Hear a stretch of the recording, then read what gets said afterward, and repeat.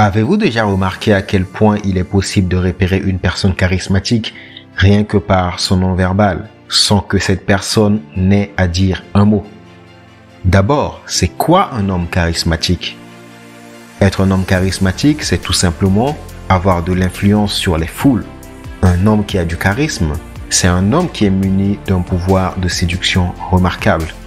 Un exemple, l'ancien président des États-Unis, Barack Obama, qui va être notre exemple dans cette vidéo. Alors, le charisme peut se décortiquer en nombreuses caractéristiques, mais pas besoin de toutes les posséder pour être charismatique. Raison pour laquelle vous pouvez être charismatique peu importe votre personnalité. Barack Obama et Vladimir Poutine sont tous les deux des présidents très charismatiques.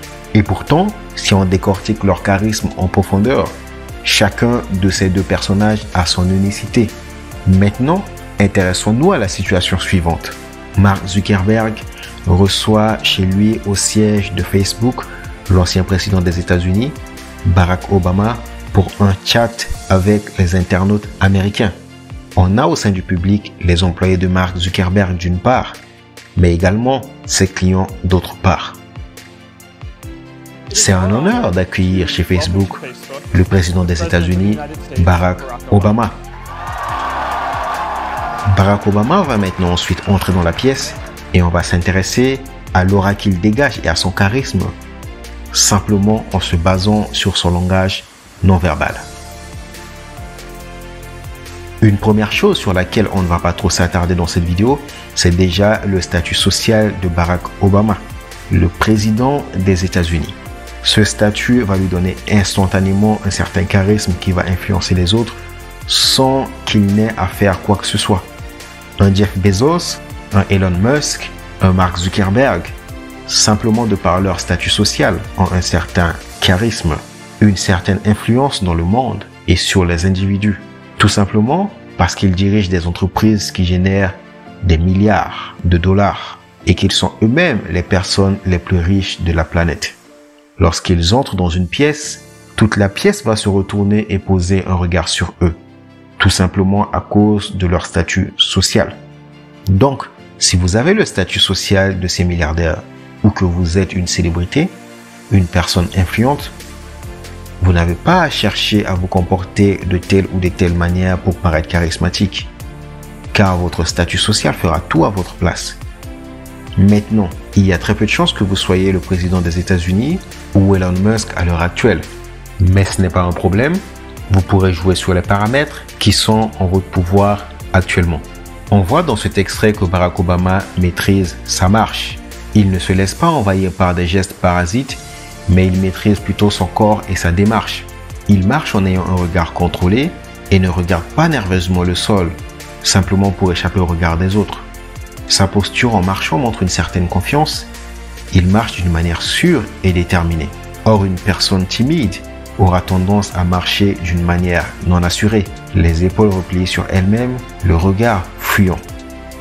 Cette personne va essayer de lever le regard de temps en temps et dès qu'elle croise un autre regard, elle baisse automatiquement les yeux.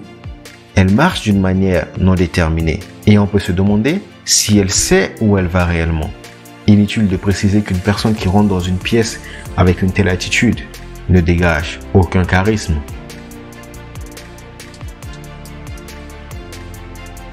Votre style vestimentaire est l'une des premières informations que vous envoyez à une personne que vous rencontrez.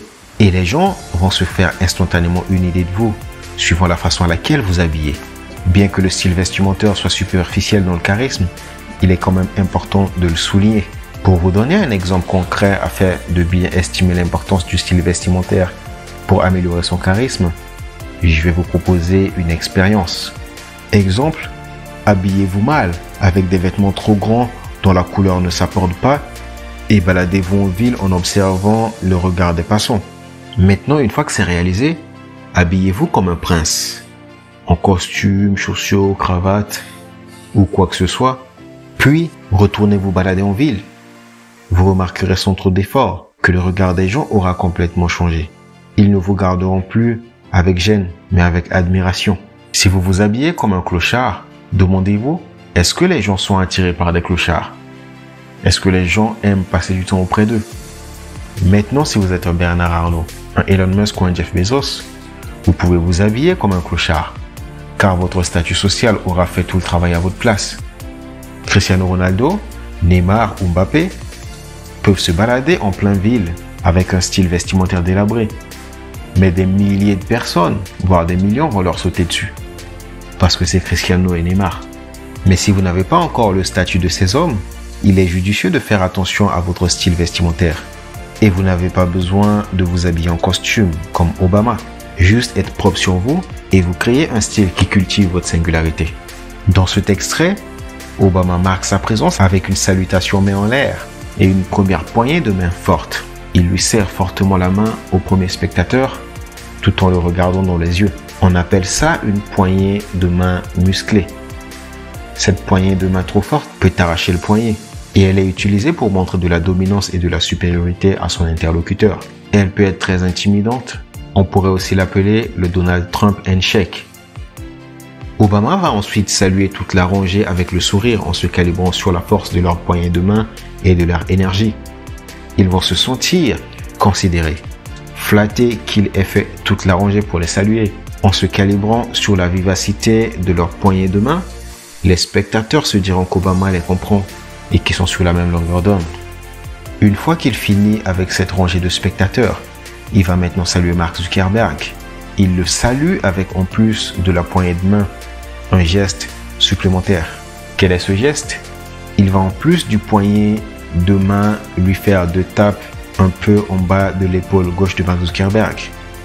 Le toucher de l'épaule renvoie généralement un message très amical à la personne qui l'a reçu. Il montre une aisance de la personne qu'il initie à son interlocuteur. Ce poignet de main est souvent employé par des politiciens et qui dans certains cas peut être assimilé à un signal de hiérarchisation. Dans ce cas, si vous vous retrouvez face à une personne qui interprète cela comme une tentative de manipulation, la tape sur l'épaule devrait être utilisée avec le plus de précaution.